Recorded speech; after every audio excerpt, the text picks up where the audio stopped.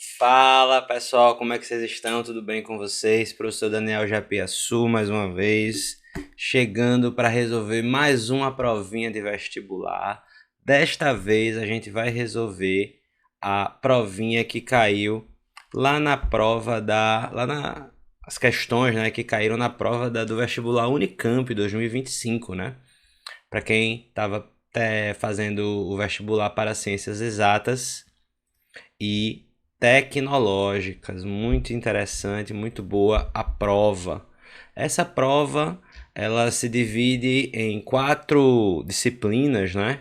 Ciências humanas, matemática, física e química. E as questões de física são as questões de 9 a 14, tendo um total de 20 questões.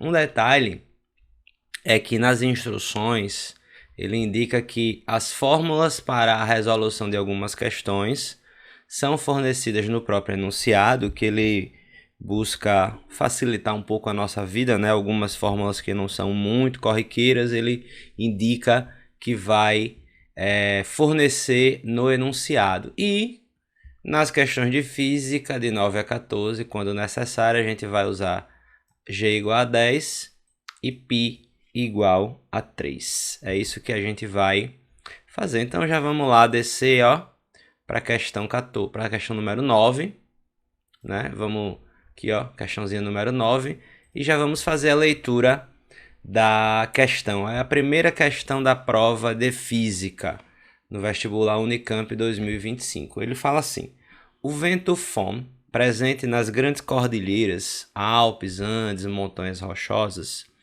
ocorre quando uma camada de vento é forçada a subir uma montanha, sofrendo expansão devido à redução da pressão atmosférica e resfriando-se a ponto de atingir a condensação, a figura A.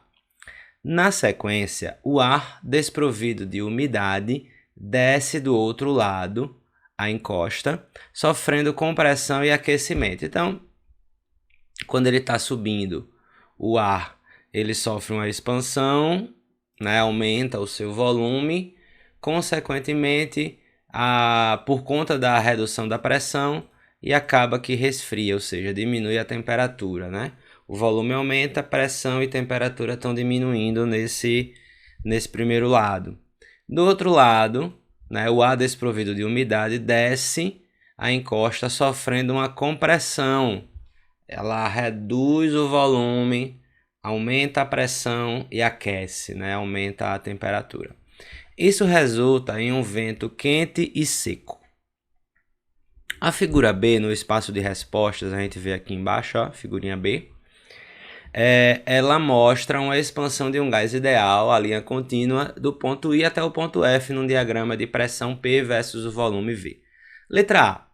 Qual é a temperatura final em graus Celsius do gás no ponto F do diagrama da figura B? Qual é a temperatura final?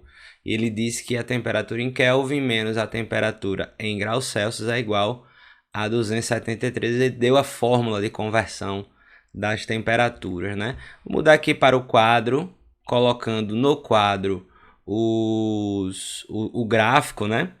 E lembrando que a gente vai resolver aqui, ó. A gente vai resolver aqui a letra A, né, da questão.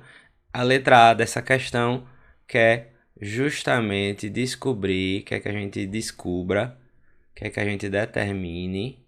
Ai, Jesus amado, não precisa disso. Quer que a gente determine a temperatura, que ele usou a letra θ para representar, a temperatura no ponto F, nesse ponto aqui, ó. No ponto F a gente consegue descobrir quem é o volume e a gente também consegue descobrir quem é a pressão. E no ponto I ele disse que a temperatura no ponto I vale 7 graus Celsius. Aqui a gente tem a clássica transformação gasosa, nesse caso está ocorrendo uma expansão, e em qualquer transformação gasosa a gente pode usar a expressãozinha a lei geral das transformações gasosas, que relaciona todas as suas variáveis de estado, pressão, volume e temperatura, dizendo que Pressão vezes volume sobre a temperatura no estado final é igual a pressão vezes o volume sobre a temperatura no estado inicial. Agora um detalhe, sempre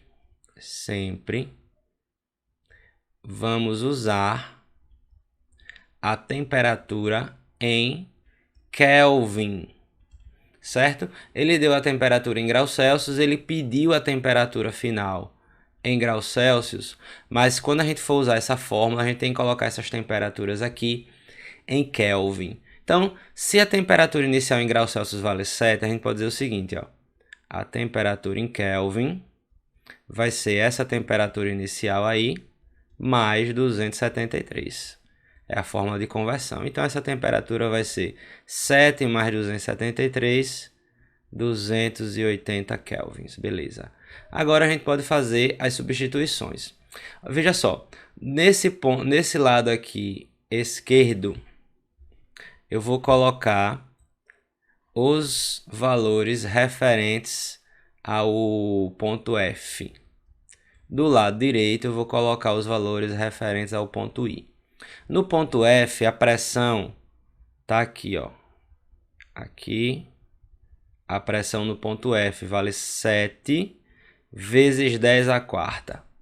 Então, a gente pode colocar aqui 7 vezes 10 à quarta é a pressão. O volume no ponto F vai ser, ó, 15 vezes 10 à quarta. 15 vezes 10 à quarta. E a temperatura é justamente o que nós queremos saber. Vamos para o ponto I agora. No ponto I, a pressão está aqui, ó. Vale 10 vezes 10 à quarta. 10 vezes 10 à quarta. E o volume no ponto I tá aqui, ó. Vale 12 vezes 10 à quarta. 12 vezes 10 à quarta. E a temperatura, nós já determinamos ela, que vale 280 Kelvin. A gente pode fazer algumas simplificações, não é? Por exemplo, a gente pode cortar 10 à quarta de um lado com 10 à quarta do outro. Tem mais um 10 à quarta aqui que a gente pode cortar com esse 10 à quarta. E depois a gente pode fazer as contas, né? 7 vezes 15 fica 7 vezes 5, 35 vão 3. 7 vezes 1, 7 mais 3 fica 105 dividido pela temperatura. Aqui sobrou 10 vezes 12, fica 120 dividido por 280. Fazendo mais algumas simplificações, o que é que nós podemos dizer? Simplificar 0 com 0.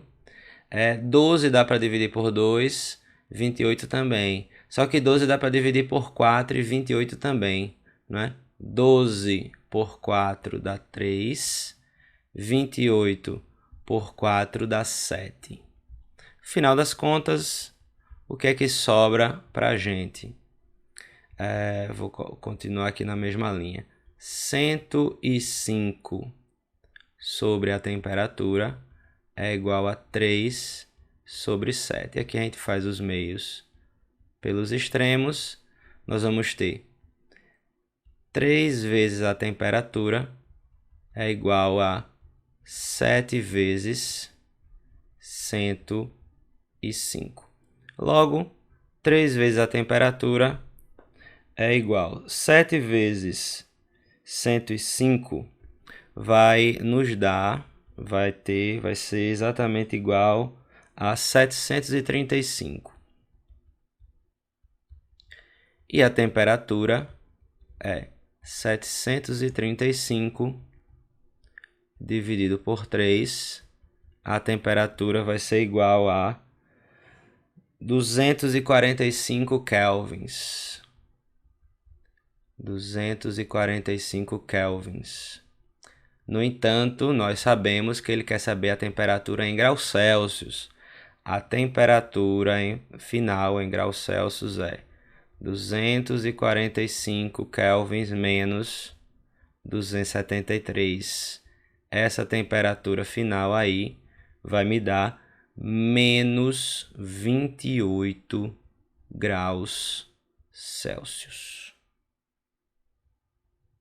Menos 28 graus Celsius. Isso foi a letra A da primeira questão. Vamos ver o que é que ele quer saber agora na letra B. Vamos ler aí a letra B.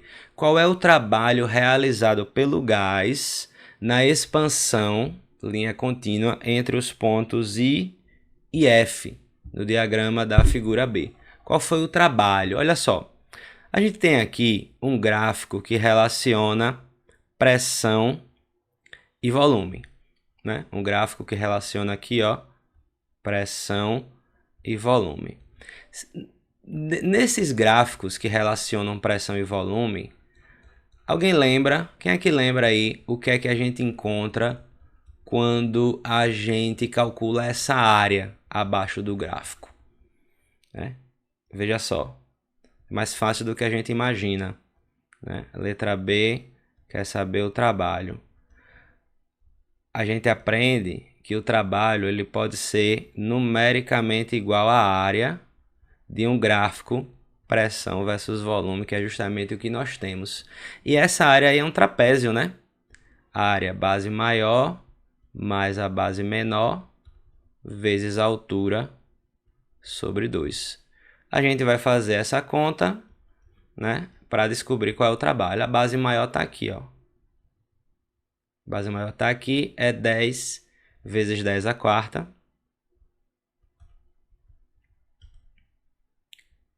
10 vezes 10 à quarta, mais a base menor está aqui, ó. Vai ser 7 vezes 10 à quarta.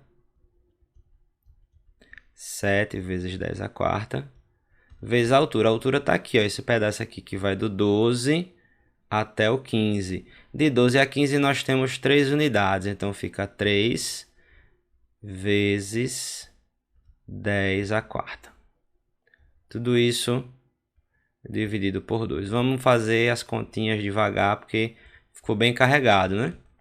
Vamos lá. Dentro dos parênteses vai ficar 10 mais 7 vai dar 17 vezes 10 à quarta. Fora dos parênteses eu vou manter o 3 vezes 10 à quarta. Tudo isso dividido por 2. Aí a gente pode fazer agora a conta, dividir, na verdade multiplicar 17 por 3. 17 vezes 3 dividido por 2 vai dar 25,5. 25,5. 10 à quarta vezes 10 à quarta fica 10 à oitava. Então esse é o trabalho realizado pelo gás. 25,5, 10 à oitava joules. É um trabalho essencialmente grande, né? Bem grande esse trabalho. Hora de tirar aquele print dessa questão. Agora a gente vai para a segunda questão da prova de física da Unicamp, né? É a questão 10 da prova, mas é a segunda questão de física. E essa questão, como algumas outras, ela é muito interessante porque ela tem um texto motivador, né? Ela tem um texto aqui que coloca um contexto, né, de alguma coisa que acontece. Só que a letra A, ela pede determinada coisa e a letra B pede outra coisa, e são conteúdos aqui, tanto na letra A como na letra B, que normalmente não dialogam quando a gente está estudando física no ensino médio, né? Aparentemente eles aparecem isolados, como se não fosse possível utilizá-los no mesmo contexto. E algumas questões dessa prova, elas buscam de uma maneira muito eficiente misturar os contextos. Então, vamos resolver essa questão agora. Vamos fazer a leitura da questão para depois a gente ir ao quadro. Vamos lá. Vários dispositivos eletrônicos, os mouses, joysticks, etc., fazem uso do efeito Hall. A figura A mostra o esquema de um fluxômetro empregado para medir a vazão Z de um líquido. volume que atravessa a seção reta da tubulação por unidade de tempo. Tá aqui a área, ó. Volume por unidade de tempo é a vazão, que usa esse princípio. O escoamento do líquido da tubulação gira uma turbina junto com o ímã, o que gera uma diferença de potencial numa fita condutora. A diferença de potencial essa é chamada de diferença potencial Hall. O que acontece aqui, né? O líquido faz essa turbina girar. O giro dessa turbina faz com que esse ímã se movimente em relação à fita condutora. Quando esse ímã está se movimentando, está gerando um fluxo magnético aqui, né? E essa variação do fluxo magnético, né? Quando o fluxo magnético se modifica, a gente sabe que cria corrente elétrica, né? É isso que ele está indicando. Vamos lá, letra A. Com a rotação do ímã do fluxômetro, a diferença de potencial Hall varia conforme ilustrado na figura B, no espaço de respostas. Está aqui, ó, figurinha B. Sendo máxima quando o polo norte do ímã aponta para a fita. Sendo A igual a 70 cm², é a área dessa seção transversal aqui, da tubulação, e R, 3 cm, o raio externo da turbina. Calcule a vazão do líquido. Calcule a vazão do líquido. Assuma que a velocidade do líquido seja constante e uniforme, de módulo igual à velocidade da extremidade da turbina. Então, quando nós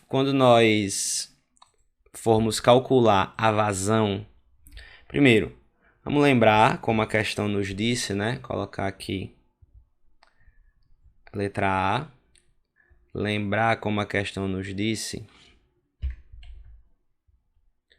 que a vazão Z é a variação do volume em relação ao tempo.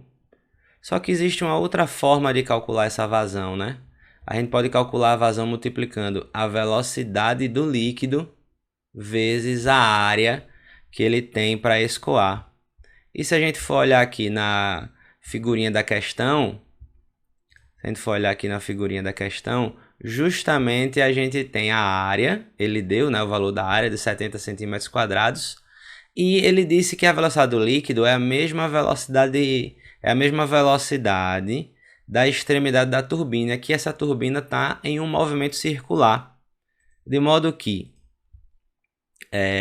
deixa eu anotar aqui os dados que ele deu, né? Eu sei que a área vale 70 cm² e que o raio da turbina vale 3 centímetros. Olha só, antes de mais nada, vamos colocar tudo isso aqui no SI. 70 cm² é a mesma coisa que 70 vezes 10 elevado a menos 4 metros quadrados. E aqui o raio é a mesma coisa que 3 vezes 10 a menos 2 metros. Poxa, mas como é que eu saio de centímetro quadrado para metro quadrado? Olha, não se desespere, não se desespere. Olha só, de centímetro para metro, todo mundo sabe, né? De centímetro quadrado para metro é a mesma coisa, só que o centímetro quadrado é a mesma coisa que 10 elevado a menos 2 metros. 10 elevado a menos 2 metros é o centímetro. Centímetro quadrado é 10 elevado a menos 2 metros ao quadrado. Quanto é que é 10 elevado a menos 2 ao quadrado? 10 elevado a menos 4 metros quadrados. Então, de centímetro quadrado para metro quadrado, a gente faz a conversão desta forma aí. E como é que a gente vai calcular a velocidade, né? Olha, a velocidade que o líquido vai estar escoando é a mesma velocidade em que a extremidade da turbina lá vai estar girando, né? A questão fala isso. Isto quer dizer que eu posso fazer o cálculo da velocidade usando os dados do movimento circular. A velocidade na extremidade vai ser 2π, que é o comprimento da circunferência, 2π vezes o raio, que é o comprimento da circunferência, dividido pelo período. Período é o tempo que ele demora para dar uma volta completa. Aqui eu tenho então 2 vezes 3, é o valor de π. O raio vale 3 vezes 10 a menos 2. E quanto é que vale esse período, hein? Esse período a gente vai olhar no gráfico. O período é o tempo para que essa onda aí comece a se repetir, ó. Neste ponto aqui, 120. Nesse ponto aqui, 120 é quando ela começa a se repetir. Ela que realiza uma oscilação completa nesse período aqui de 120. Isto quer dizer que a volta completa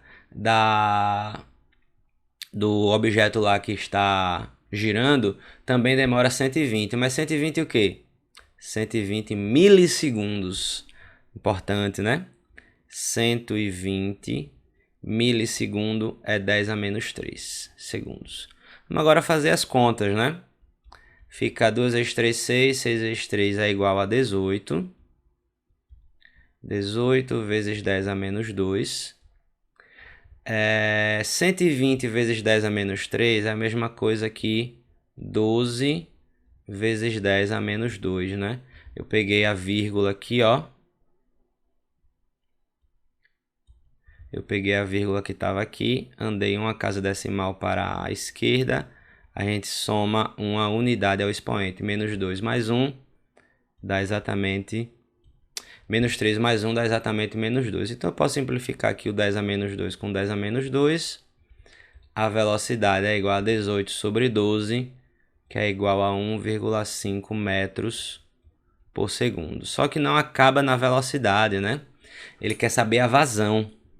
A vazão, sendo velocidade vezes a área, vai ser 1,5, que é a velocidade, vezes 70, 10 elevado a menos 4, que é o valor da área. 1,5 vezes 70, ou multiplicar por 1,5, é a gente somar qualquer número com a metade dele. A metade de 70 é 35. 35 mais 70 vai dar 105 vezes 10 a menos 4 metros cúbicos por segundo. Se quiser colocar isso numa notação, em notação científica, né? Eu vou ter que pegar a vírgula, andar 2 casas decimais para cá.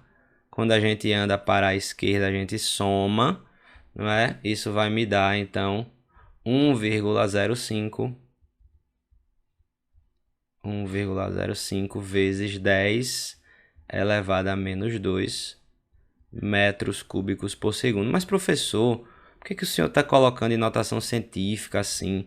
A questão não pediu em notação científica. Não existem alternativas em notação científica. Opa, caiu meu tablet. Não existem alternativas em notação científica. É porque os professores que vão corrigir a prova de vocês amam que vocês coloquem as coisas em notação científica. Amam. São professores doutores em física, galera. São professores que estão esperando os mínimos detalhes de vocês. E, com certeza, se ele corrige uma primeira prova em que a pessoa apresenta 1,05 10 a menos 2, a partir dessa prova, ele vai começar a considerar essa resposta como sendo a resposta correta. Quando você botar 105 10 a menos 4, ele vai tirar alguns décimos de vocês. Professor de física, em geral, não tem bom coração, infelizmente. Vamos fazer a letra B. A figura C mostra uma fita de largura L igual a 3 milímetros. Deixa eu subir aqui um pouquinho mais, só. L igual a 3 milímetros. Conduzindo corrente elétrica na presença de um campo magnético B que sai do papel. A força magnética FB desvia as cargas elétricas Q igual a menos 1,6 10 a menos 19 coulombs, é a carga elétrica elementar, né? É um elétron que tem aí, que ele está indicando, responsáveis pela corrente, acumulando-as nas bordas da fita. Isso dá origem à diferença de potencial de Hall, ao campo elétrico de Hall e a uma força elétrica de Hall. oposta à força magnética. Quase instantaneamente, o equilíbrio de força se estabelece e as cargas passam a seguir em linha reta, cessando o acúmulo nas bordas da fita. Para a condição de equilíbrio, em que o potencial de Hall é igual a 1,5 10 a menos 7 volts, quanto vale a força magnética? Olha só, é uma questão, como eu disse a vocês, né? Ela mistura outros assuntos. Aqui, mais uma vez, a gente tem assuntos diferentes envolvendo o mesmo contexto. Nessa letra B, ele está querendo saber força magnética. Na letra A, ele pediu vazão. Vazão a gente vê no final da primeira série do médio. Força magnética, em geral, a gente vê perto do final da terceira série do médio. Porém, é o mesmo contexto. O que é que a gente vai fazer para resolver? Primeiro, deixa eu anotar aqui os dados da questão, né? Deixa eu anotar aqui os dados aqui da letra B. Na letra B, ele disse que o comprimento da fita vale 3 milímetros, e que aqui é a mesma coisa que 3 vezes 10 a menos 3 metros. Ele disse que a carga elétrica é a carga elétrica elementar, né? A carga elétrica de um elétron, menos 1,6 vezes 10 elevado a menos 19, que nesse contexto eu nem vou precisar usar esse menos, né? Só para a gente saber o sentido da força. Como ele já disse que as forças são opostas, eu nem vou precisar analisar essa carga elétrica. Ele disse também que a diferença de potencial, né, V, eu gosto de chamar de U, né, de Hall, para atingir o equilíbrio das forças é 1,5 vezes 10 elevado a menos 7 volts. E quer saber o valor da força magnética, sabendo que a carguinha está aqui. Aí a gente tem a força magnética aqui apontando para cima. A gente tem a força elétrica aqui apontando para baixo.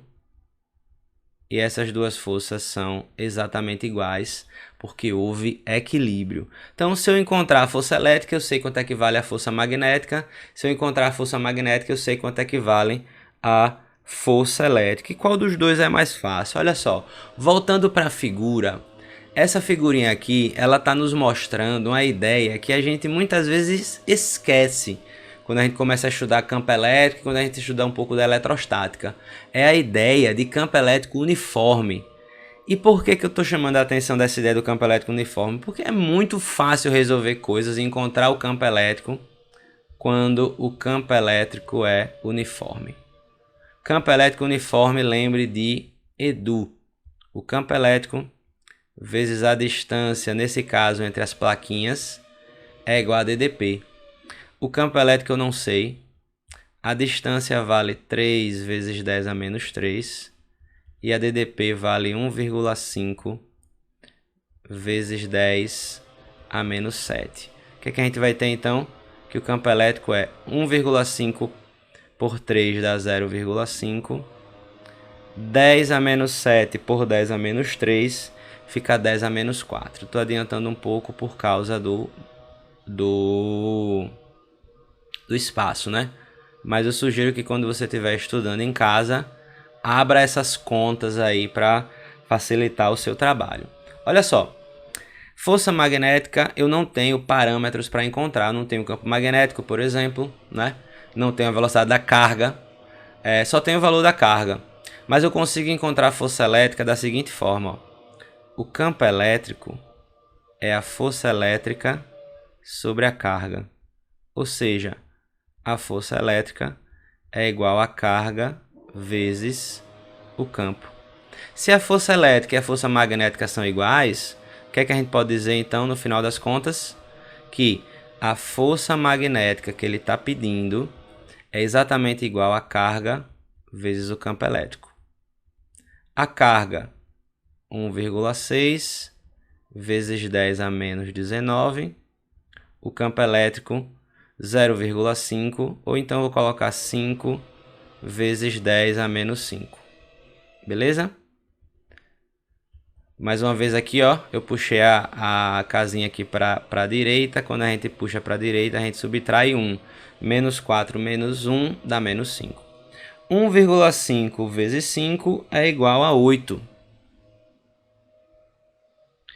10 a menos 19 vezes 10 a menos 5 fica 10 elevado a menos 24 newtons. Essa é a força magnética presente aí nessa carguinha, na carguinha aqui que ele perguntou. Nessa força magnética aí vale 8 vezes 10 elevado a menos 24. Questãozinha com um contexto norteador, porém dois tópicos da física que normalmente não dialogaram nessa questão. Então vamos agora, ó, terceira questão da prova da Unicamp. É a questão número 11 da prova, é a terceira questão de física da prova da Unicamp 2025. Ela fala o seguinte: o Ingenuity, enviado ao planeta Marte pela NASA, foi o primeiro helicóptero de pequenas dimensões a operar fora da atmosfera terrestre. Na superfície de Marte, a aceleração tem módulo dado por 4 metros por segundo ao quadrado. E a pressão atmosférica é muito menor do que na superfície da Terra. Isso impõe desafios adicionais ao voo de pequenos helicópteros, hoje de uso corriqueiro na atmosfera terrestre, que são os drones. Letra A. Um pequeno helicóptero desloca-se em movimento horizontal, retilíneo e uniforme com velocidade de v igual a 6 metros por segundo e a uma altura h igual a 8 metros, a partir da superfície de Marte. Em dado momento, o helicóptero solta uma pequena massa que carregava, deixando-a cair livremente. Qual é o deslocamento horizontal dessa pequena massa desde que se desprendeu do helicóptero até atingir o solo marciano? Olha só, questãozinha que envolve nada mais, nada menos do que aquilo que nós conhecemos e chamamos por lançamento horizontal. E qual é a ideia, né, do lançamento horizontal? Basicamente, o que é que acontece? Se a gente tem um objeto que se desprendeu aqui desse helicóptero,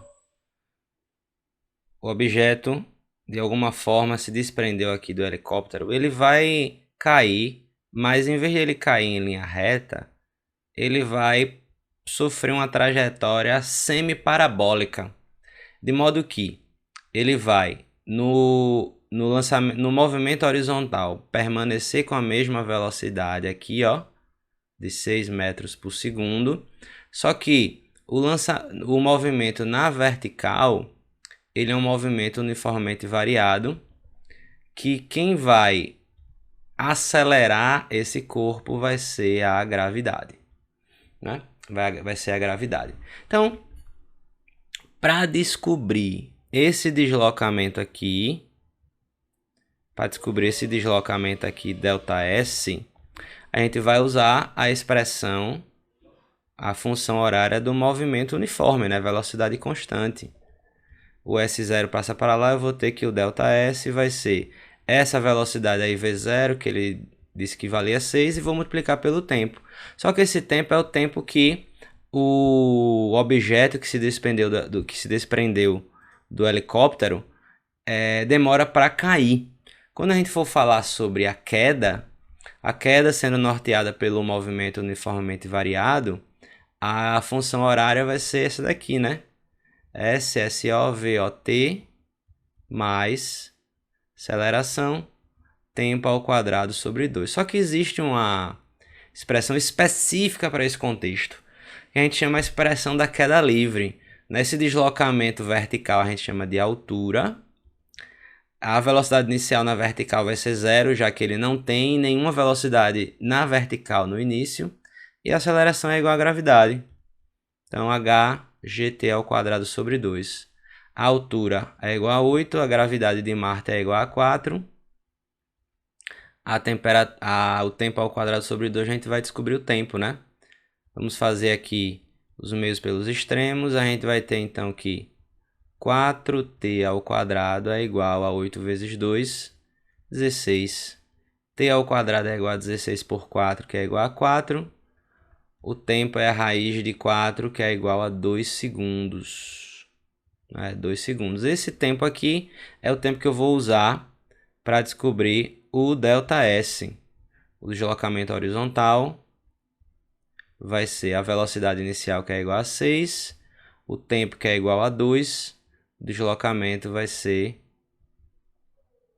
de 12 metros. Certo? A resposta para a letra A, que eu acabei esquecendo de colocar aqui, né? Essa é a resposta para a letra A. Vamos ver o que é que ele está querendo na letra B, né? Vamos ver o que é que ele está querendo na letra B. A força de suspensão de um helicóptero é proporcional à diferença de pressão entre as partes inferior e superior da hélice. Um pequeno helicóptero, em dada condição de operação, sustenta uma massa total de 800 gramas. Ó. Na Terra, ele consegue sustentar 800 gramas, incluindo o seu próprio peso, permanecendo em movimento horizontal, retilíneo e uniforme na atmosfera terrestre. Considere que esse helicóptero seja colocado para operar em Marte. Assuma, por simplicidade, que a diferença de pressão entre as partes interior e superior da hélice, na mesma condição de operação, seja proporcional à pressão atmosférica, ou seja, variação de pressão em Marte pela Terra é igual a pressão em Marte, a pressão atmosférica de Marte pela pressão atmosférica na Terra. Essa variação de pressão aqui, ele está dizendo que é a variação de pressão entre a parte inferior e superior da hélice, e ela é proporcional à própria atmosfera, tanto de Marte quanto à atmosfera da Terra. Sendo que a pressão atmosférica da Terra é 160 vezes a de Marte. Calcule a massa a massa total que ele consegue sustentar lá em Marte, né? Em movimento retilíneo, horizontal retilíneo e uniforme na atmosfera de Marte. Bom, a gente precisa fazer algumas considerações, né? Vamos fazer as nossas considerações. Primeira coisa, vamos anotar os dados que a questão deu, senão a gente acaba esquecendo, né? Ele disse que a pressão atmosférica da Terra é 160 vezes a pressão atmosférica de Marte e que a massa que esse helicóptero consegue sustentar na Terra é de 800 gramas. Ele quer saber qual é a massa que esse objeto, que esse helicóptero consegue sustentar em Marte. Além disso, ele falou uma coisa interessante. A diferença de pressão, a relação, né, entre a diferença de pressão que ocorre entre as hélices do helicóptero, seja em Marte, seja na Terra, é proporcional à pressão atmosférica de Marte pela pressão atmosférica da Terra. Isso quer dizer o seguinte, ó. Pressão atmosférica de Marte eu não sei quanto vale, mas a da Terra eu sei que é 160 vezes a pressão atmosférica de Marte. Isso quer dizer que eu posso simplificar aqui, ó, pressão atmosférica de Marte com pressão atmosférica de Marte. E nós vamos ter, no final das contas, que essa variação de pressão nas hélices em Marte, a relação, né, entre a variação de pressão nas hélices em Marte e na Terra, essa relação é 1/160, né? A gente tem isso como um fator interessante e importante. Outra coisa, o que é que provoca essa variação de pressão? Essa variação de pressão, ela é provocada pelo quê? Bom, a gente precisa lembrar do seguinte. Essa variação de pressão, ela vai ser provocada pela força, galera. Pela força. Certo? E, além disso, deixa eu voltar aqui. Ele disse para a gente admitir, em alguma forma, que a força de sustentação é proporcional à diferença de pressão. Certo? Proporcional à diferença de pressão.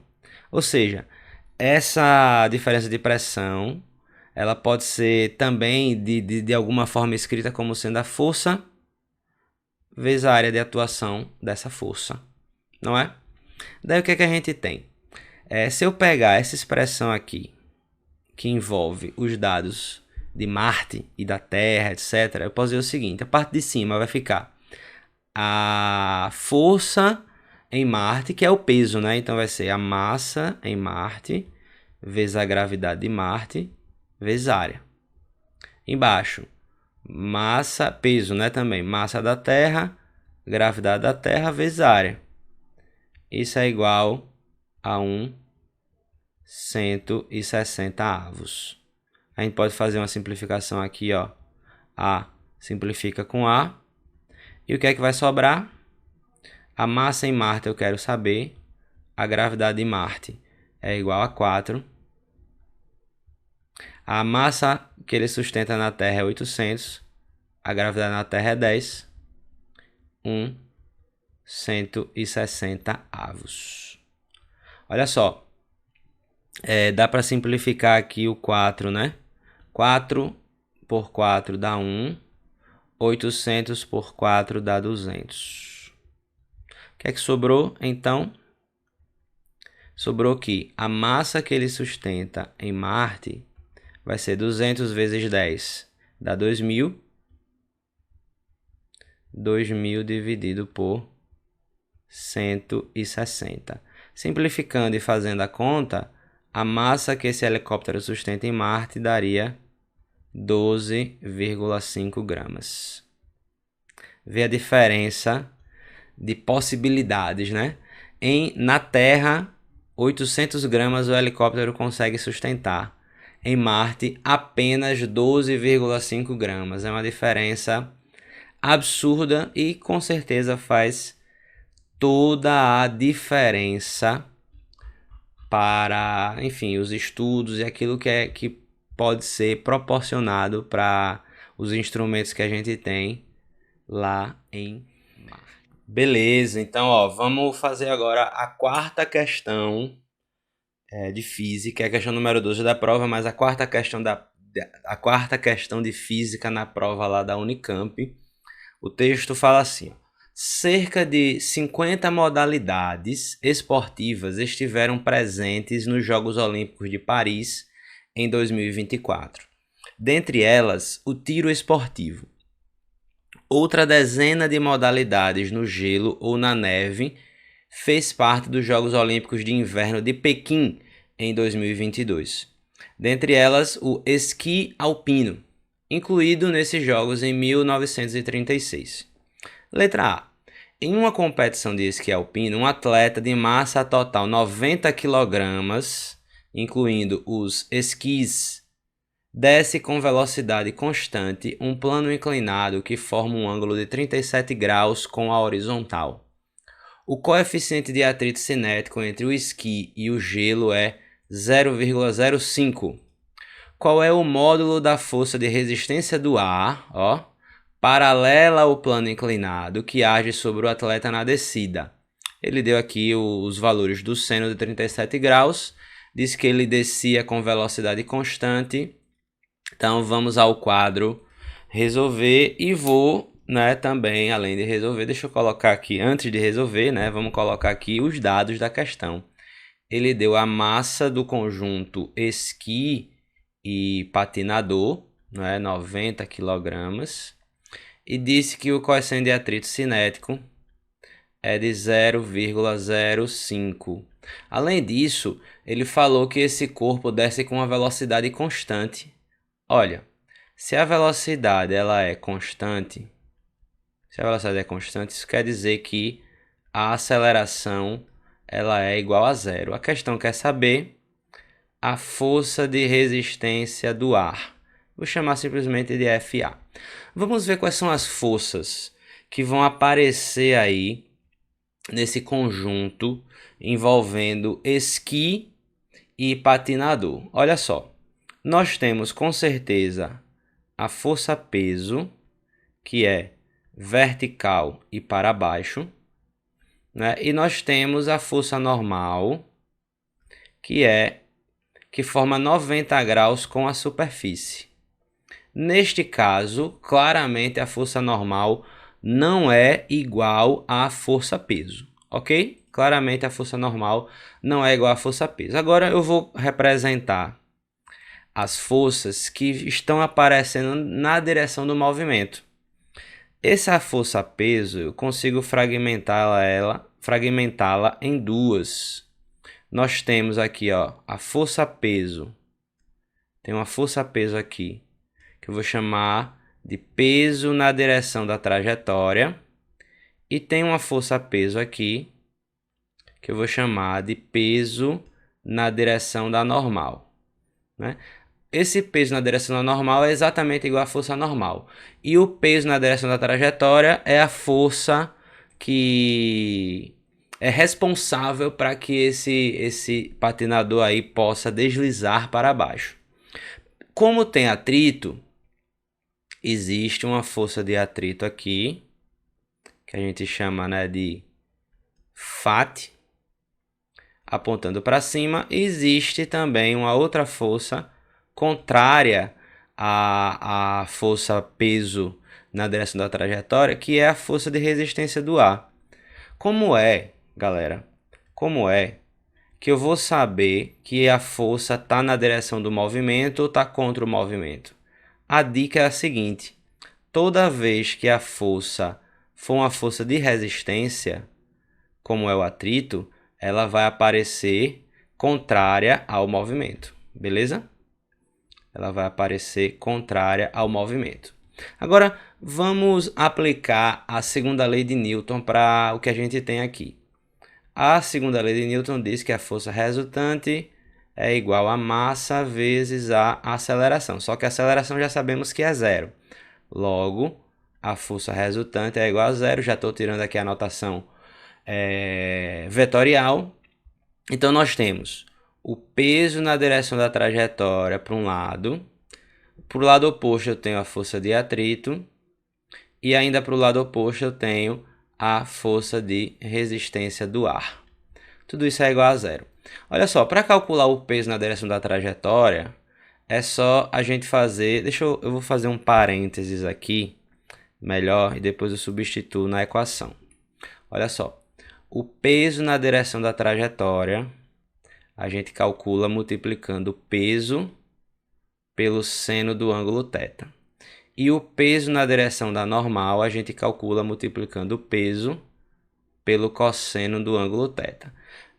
Aplicando essas duas relações, eu vou colocar elas aqui na nossa equação geral. Aqui eu tenho, então, peso vezes o seno do ângulo θ, menos a força de atrito, é o cosseno de atrito, vezes a força normal. Só que a força normal é igual ao peso na direção da normal. E o peso na direção da normal é o peso vezes o cosseno de θ. E a força de resistência do ar é o que a gente quer. Bom, peso é massa vezes a gravidade. A massa vale 90. A gravidade vale 10. E, segundo o enunciado, o seno de 37 graus, que é o ângulo, vale 0,6. Eu vou usar esse seno aqui na nossa equação. 0,6. Menos cosseno de atrito vale 0,05.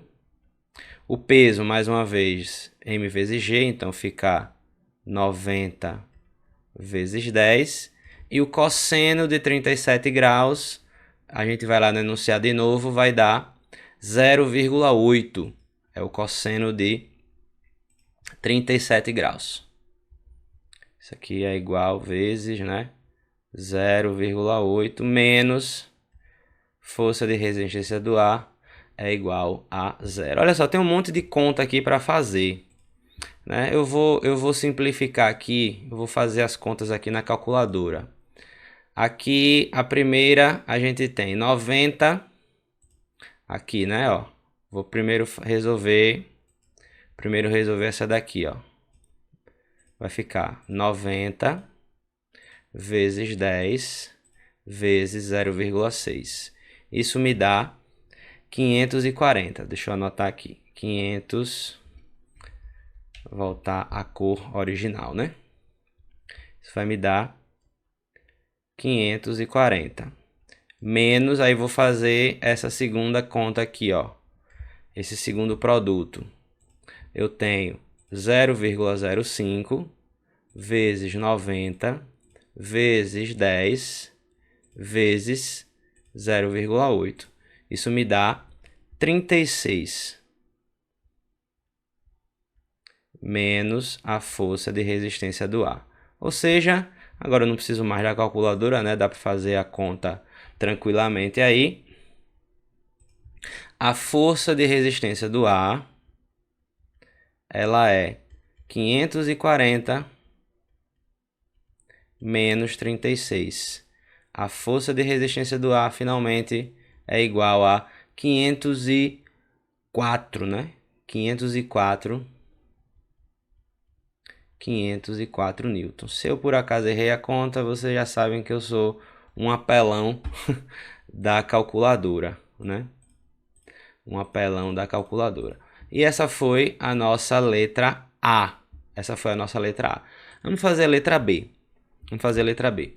Em uma competição de tiro esportivo, um atirador usa protetores auriculares que atenuam a intensidade sonora em 40 decibéis. Um disparo ocorre tomando como referência os ouvidos do atirador a uma distância de 0,6 metros. Considere que a intensidade sonora para um espectador situado a uma distância r ao ponto de disparo é dada por uma constante sobre a distância ao quadrado. A que distância do disparo deve estar o espectador para que ele ouça o tiro com intensidade sonora equivalente àquela ouvida pelo atirador, que usa protetores auriculares? Ele disse que, dado a atenuação em decibéis de uma onda sonora, cuja intensidade é reduzida de uma intensidade inicial para uma intensidade final, é dada por... Aí ele deu aqui a fórmula, né, de como que a gente faz este cálculo. Bom, mais uma vez, veja que interessante, né? Essa prova, ela tem várias e várias questões em que a gente tem um contexto norteador, mas a letra A, ela representa um certo conteúdo da física e a letra B um conteúdo completamente diferente, né? Tanto que eu até apaguei aqui no quadro, ó, porque eu não preciso dos dados que envolveram a letra A. Mas, vamos lá, ele disse que o índice de atenuação, né, a intensidade sonora, os protetores auriculares atenuam em 40 decibéis. Então, eu vou anotar, né? A gente tem uma atenuação de 40 decibéis. A questão também disse que a intensidade da sonora em relação à distância, né, era uma constante em relação à distância ao quadrado. E a questão disse que se a gente quiser fazer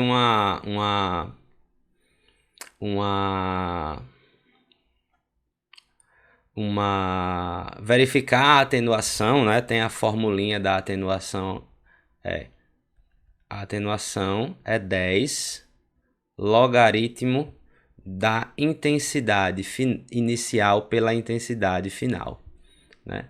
Fica assim, logaritmo aqui na base 10, importante lembrar, da intensidade inicial pela intensidade final. Além disso, ele disse que a distância inicial era de 0,6 metros. A questão quer saber em que distância que eu preciso estar para que eu escute o disparo com a mesma atenuação, com a mesma intensidade ou atenuação que os auriculares vão promover. Olha só, eu sei a partir dessa equação aqui que a intensidade em relação à distância inicial vai ser essa constante, que eu não sei quanto vale, sobre 0,6 ao quadrado. Ou seja, vai ser essa constante sobre 0,36. Ou tanto faz eu usar 0,6 ao quadrado ou 0,36. O fato é que, se eu quiser calcular a intensidade em relação à distância final, vai ser a mesma constante sobre o r ao quadrado. Bom, vamos agora utilizar a magia do logaritmo, né? Eu sei o seguinte, vamos lá para essa expressão aqui dos decibéis. O valor da atenuação é igual a 40. Isso é igual a 10 logaritmo. Eu não vou ficar repetindo a base 10 não, para não ficar carregando, certo? Eu tenho a intensidade inicial vai ser a constante sobre 0,6 ao quadrado, né?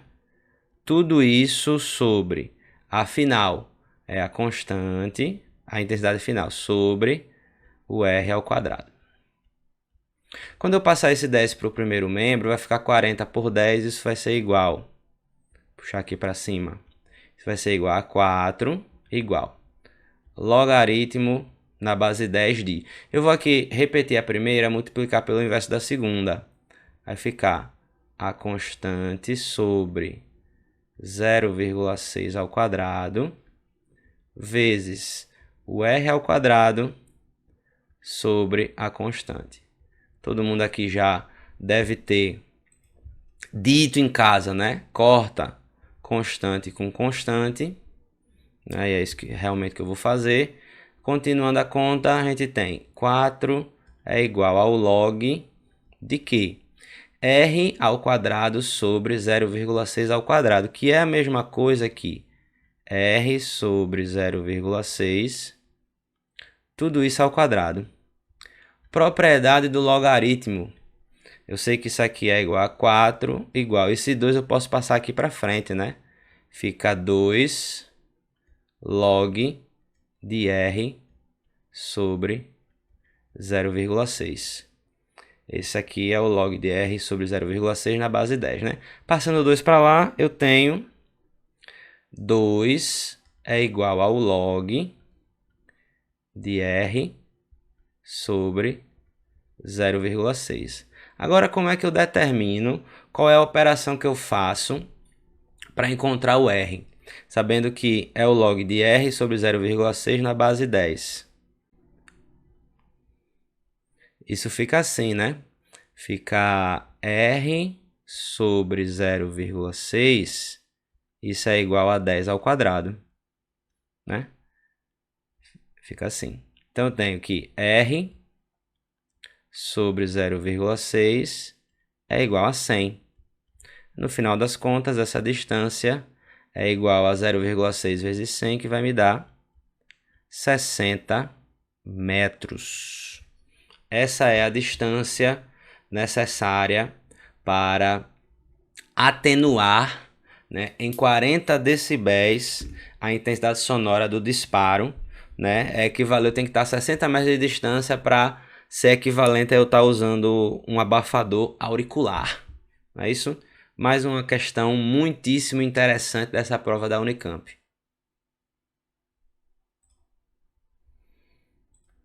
Então, vamos aí, ó.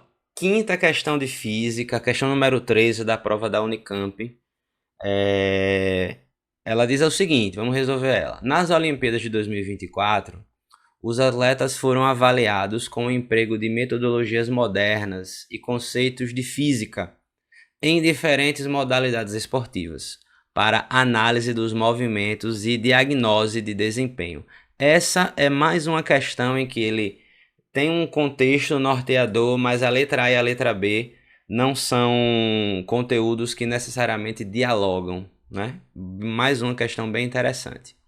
Nos saltos ornamentais, os atletas saltam da ponta da prancha, causando uma flexão que os impulsiona para cima. A figura A ilustra a relação entre a força aplicada pelos atletas e o deslocamento gerado na prancha. a qual atua como uma mola sobre o atleta. Ó. Uma mola, lembra de quê, pessoal? Força elástica. Tudo que tem elasticidade vai ter força elástica. Considere uma perda por atrito de 10% da energia potencial elástica, ou seja, na transformação de energia, a energia potencial elástica não vai se transformar 100% em energia potencial gravitacional ou energia cinética, né? Vai depender do que a questão tá pedindo. Ela vai ter uma parte aí da energia potencial elástica que ela vai se dissipar por causa do atrito. Qual a altura vertical máxima? Ou seja, ele já respondeu, vai ser energia potencial gravitacional, já que envolve altura. Que um atleta de 72 kg atinge ao flexionar a prancha de modo a deslocar sua ponta de uma distância 40 centímetros em relação à sua posição de repouso. Perfeito, vamos ao quadro resolver. Ó. Coloquei aqui no quadro já o gráfico. Ele quer saber a altura, pessoal. Ele quer saber a altura. Quer saber a altura. Bom, como ele quer saber a altura, isso envolve energia. Fatalmente eu vou ter que usar a energia potencial gravitacional, MGH. Né? Agora, ele está dizendo que essa energia potencial ela é apenas 10%. Na verdade, ela é 90% do trabalho que foi realizado pela força elástica. 90%. Parte do trabalho vai se perder, né? 90%. E como é que eu posso calcular esse trabalho? O trabalho da força elástica eu posso calcular de duas formas. Ou aplicando a expressão da energia potencial elástica, né, que vai ser também o trabalho da força elástica, o kx ao quadrado sobre 2. Mas nesse caso, como eu tenho o gráfico, eu posso simplesmente indicar que isso aqui é numericamente igual à área. E como a área é um triângulo, fica fácil demais da gente descobrir, né? Base vezes altura sobre 2. É fácil demais. Então eu vou fazer o seguinte.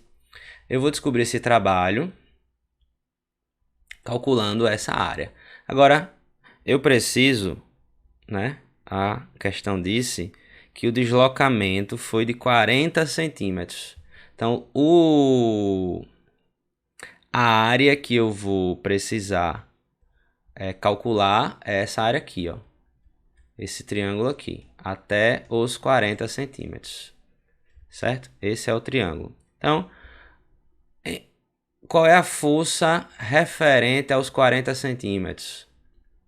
É uma força de 8 vezes 10 a terceira. Então, vamos lá. A base vale 40 centímetros, que é igual a 0,4 metros, né? Já vou colocar em metro. 0,4 metros. A altura vale 8 vezes 10 a terceira. Tudo isso dividido por 2. Quanto é que vai ser esse trabalho então, né? Vamos fazer a conta devagar. 0,4 por 2 dá 0,2. 0,2 vezes 8 fica 1,6 vezes 10 a terceira joules. Se preferir, 1.600 joules. Aí fica a critério de quem gostar mais, né? De que forma que a gente representa melhor. Então, a partir desse valor, eu vou voltar aqui para a ideia da energia potencial.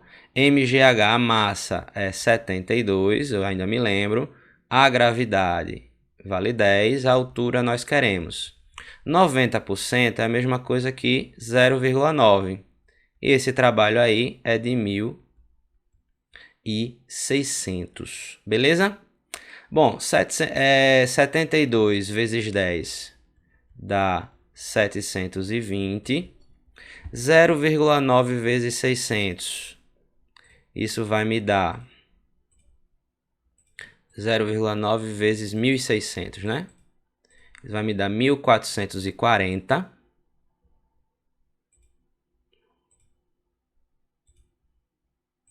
Isso vai me dar 1.440. Deixa eu anotar aqui então. 1.440. E a altura é de 1.440 dividido por 2. Esta altura, então, é de 2 metros, né? Só conferindo aqui, ó. Só conferindo aqui. 1440 dividido por 2. Ai, meu Deus. 1440 dividido por 720.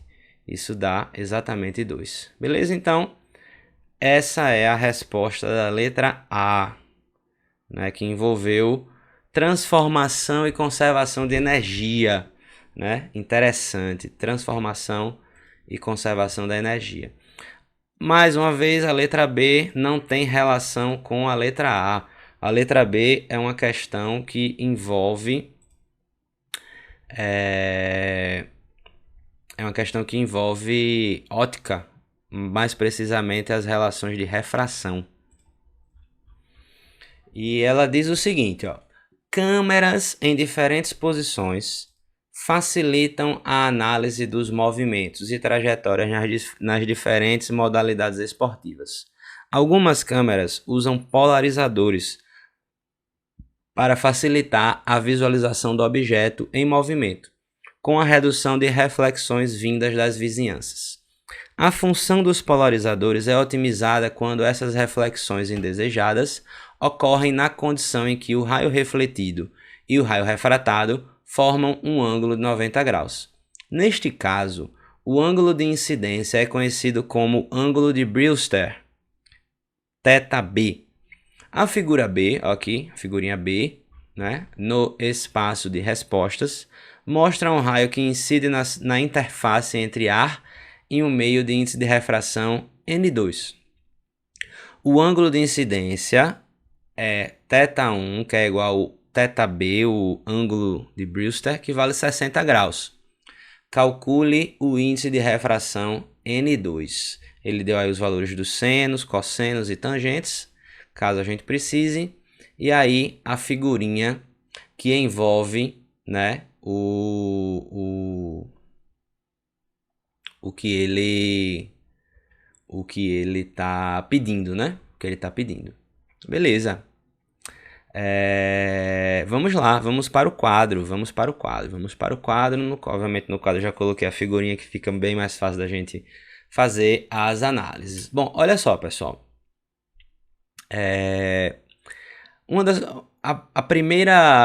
A segunda lei da reflexão, melhor dizendo, segunda lei da reflexão, diz o seguinte: esse ângulo θ1 é um ângulo de incidência. Esse ângulo θ'1 é um ângulo de reflexão. É um ângulo de reflexão. E segundo a segunda lei da reflexão, esses ângulos são iguais. θ1 é igual a θ'1, que segundo a questão vale 60 graus. Então, se esse ângulo aqui vale 60 graus, esse ângulo aqui fatalmente vai valer 30 graus. E esse ângulo aqui fatalmente vai valer também 60 graus, já que esses dois raios, o raio refletido e o raio refratado, formam 90 graus, como a questão disse, né? Formam 90 graus, como a questão disse. E, consequentemente, também, esse ângulo aqui, θ2, vale 30 graus, né? Já que a soma desses dois vai dar 90 graus. O que é que eu vou fazer agora, então? Eu vou aplicar a segunda lei da reflexão, conhecida como a lei de Snell, né? Snell-Descartes, a lei de Snell, que diz o seguinte: o índice de refração do meio 2 vezes o seno do ângulo de refração, ou θ2, como ele escreveu aqui, vai ser o índice de refração do meio 1 vezes o seno do ângulo de incidência, que ele chamou aqui de θ1. Beleza? A gente quer saber quem é o N2. O seno de θ1 é o seno de 30. O seno de 30 sabemos que vale 0,5. O índice de refração do meio 1 vale 1, que é o ar. O seno de θ1 é o seno de 60, que segundo a questão, segundo o enunciado, vale 0,87, né? É ele que eu vou utilizar. 0,87. Vamos lá. 0,87. O índice de refração 2, então, vai ser 0,87, deixa eu melhorar esse 8, 0,87, dividido por 0,5, N2, então, no final das contas, vai ser 0,87 dividido por 0,5. Isso é igual a 1,74. N2 é igual a 1,74. Ok? 1,74. Perfeito. Essa foi a penúltima questão de física da prova da Unesp. Mais uma questão, galera. Ó, apesar de termos poucas questões, é uma prova que praticamente cobriu todos os conteúdos que a gente vê na física. Praticamente todos os conteúdos. E vamos agora para a próxima. Questão 14 é a sexta e última questão da prova da Unicamp, prova de Ciências Exatas. Ela fala o seguinte, vamos lá. Quando colocamos água em um copo, ele passa a atuar como uma lente cilíndrica. Ao posicionarmos o objeto atrás do copo com água, as características da imagem dependem de sua posição. A exemplo do que acontece com uma lente delgada ou uma lente fina, né? Uma lente esférica, como observado na figura A. A imagem produzida é real, invertida e maior que o objeto. Então, a imagem aqui, real, invertida e maior que o objeto. Toda lente, a única lente que consegue criar uma imagem real é a lente convergente, beleza? A lente divergente mostra um único tipo de imagem virtual, menor e direita, beleza? Se liga nisso. Vamos ver. Letra A. As posições do centro de curvatura e do foco de uma lente delgada estão representadas no eixo óptico, ilustrado na figura B no espaço de respostas. Aqui está a figura B, ó, eixo óptico. Aqui o ponto central, os focos, os centros de curvatura, os centros de curvatura e etc. Para que a imagem produzida pela lente seja real, invertida e maior que o objeto, faça o que se pede. Represente uma lente delgada no ponto O, explicitando se ela é divergente ou convergente. Já sabemos que ela é convergente, mas como ele quer que explicite, representa a lente convergente, como os livros normalmente representam, com uma linha vertical e duas setinhas, né, para fora da lente, e escreve lente convergente, beleza? Posicione o objeto corretamente, representando-o como uma seta apontando para cima com a base no eixo óptico. Então, eu preciso posicionar no local exato para que a imagem seja maior, invertida e real, beleza? Usando o comportamento de dois raios notáveis, encontre a imagem com as características acima, representando-as como uma seta apontando para baixo com a base no eixo óptico. Beleza, ele deu várias dicas, né? Ele deu várias dicas e vamos lá aqui representar o desenho no eixo óptico. Primeira coisa, item I, né? Letra A, item I, vamos fazer o desenho aqui da lente. Em cima do eixo O, do ponto O. Então, ó, é uma linha vertical, que a minha não está muito vertical, mas enfim. Com setas apontando aqui, ó, para fora. Beleza? E vou colocar aqui item I. Vou colocar lente convergente. Beleza? Lente convergente. Olha só, na lente convergente, toda vez que tiver uma lente convergente, passe uma linha tracejada no foco. Passe uma linha tracejada no foco, porque se você coloca o objeto em cima do foco, a gente tem a imagem chamada de imagem imprópria. Quer dizer que você não vai ver imagem aqui, beleza? Você não vai ver imagem. E agora ficou fácil.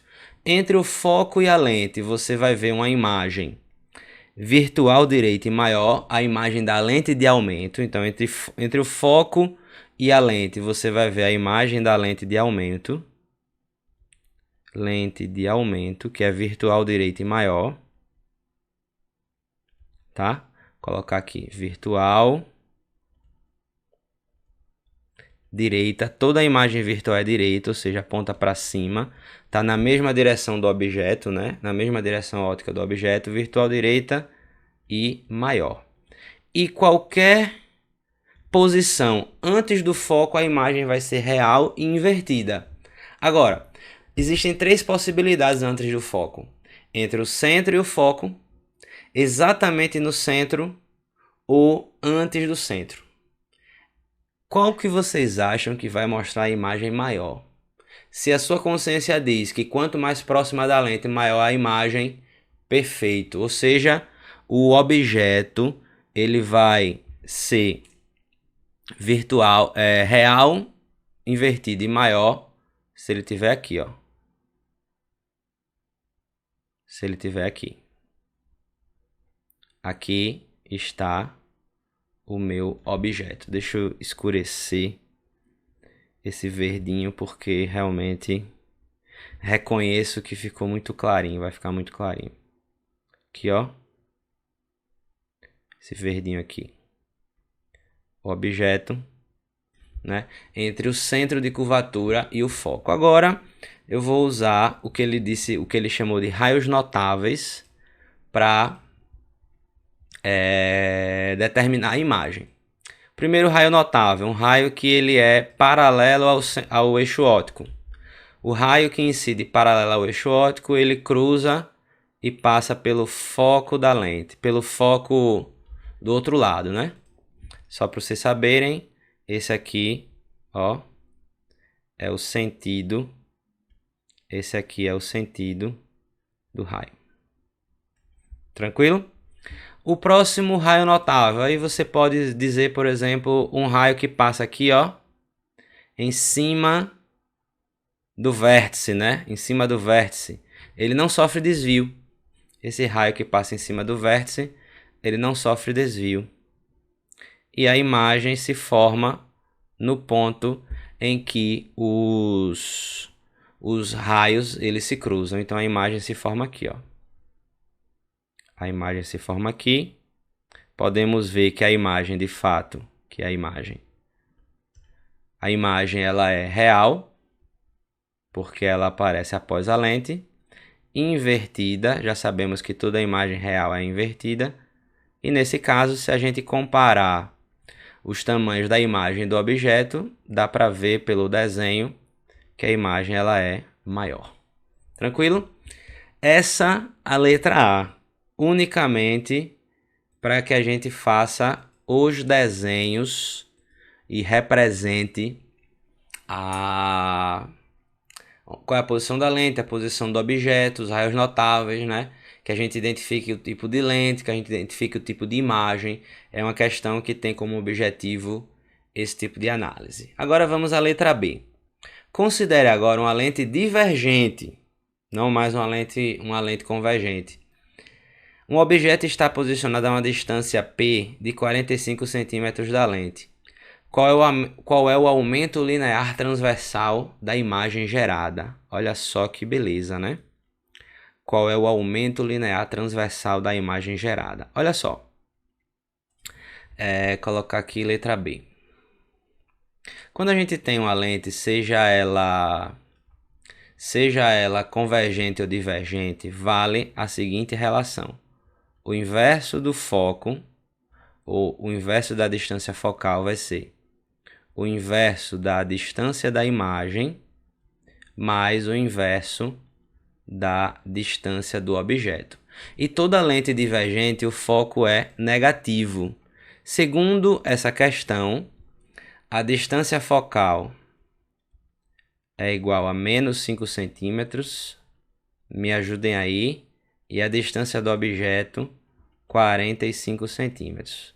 Para saber o aumento linear transversal, eu vou precisar ou fazer a relação entre o tamanho da imagem e o tamanho do objeto, ou a relação entre a distância da imagem e a distância do objeto, certo? É assim que a gente determina o aumento linear transversal. Bom, quando eu gosto de fazer uma brincadeira com essa equação aqui de cima, né? Que vocês já viram que é um nome bem, né? Bem interessante.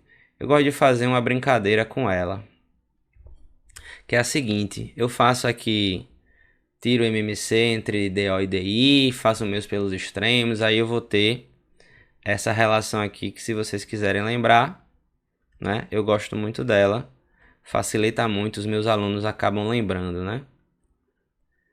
Essa daqui que é uma relação bem agressiva, né? Bem agressiva. Bom, a distância do objeto vale 45 centímetros. A distância da imagem eu quero saber. A distância focal é menos 5. Distância da imagem, distância focal aqui, deixa eu colocar já o menos, né? Menos 5, distância do objeto é 45. Eu posso fazer algumas simplificações aqui, né? Por exemplo, eu posso simplificar esse 5 e 45, que aqui vai sobrar 9, né? 45 por 5 dá 9. O que é que sobrou pra gente? Sobrou aqui 9 vezes a distância da imagem é igual a menos distância da imagem menos 45. Quando eu passar para cá, fica 9 mais 1, 10 vezes a distância da imagem é igual a menos 45, ou seja, a distância da imagem é menos 4,5 centímetros. Com a distância da imagem e a distância do objeto, facilmente a gente consegue descobrir quem é o aumento, usando a expressãozinha aqui do aumento. Ó. O aumento, ele é menos DI sobre DO. Menos DI é a mesma coisa que 4,5. DO é igual a 45. O aumento é igual a 0,1. Por que 0,1? Porque 0,1, toda lente divergente mostra imagens menores que o objeto. Beleza? Essa é a característica cabal da lente divergente. O tamanho da imagem vai ser sempre menor que o tamanho do objeto. Beleza? Essa foi a última questão da prova da Unicamp. Eu espero que vocês tenham gostado do vídeo. Deixa o like, curte, compartilha, se inscreve no canal e ajuda o professor a chegar a 1000 inscritos. Reza a lenda que, se você curtir, você vai acertar todas as questões da sua prova. Um grande abraço e até o nosso próximo vídeo.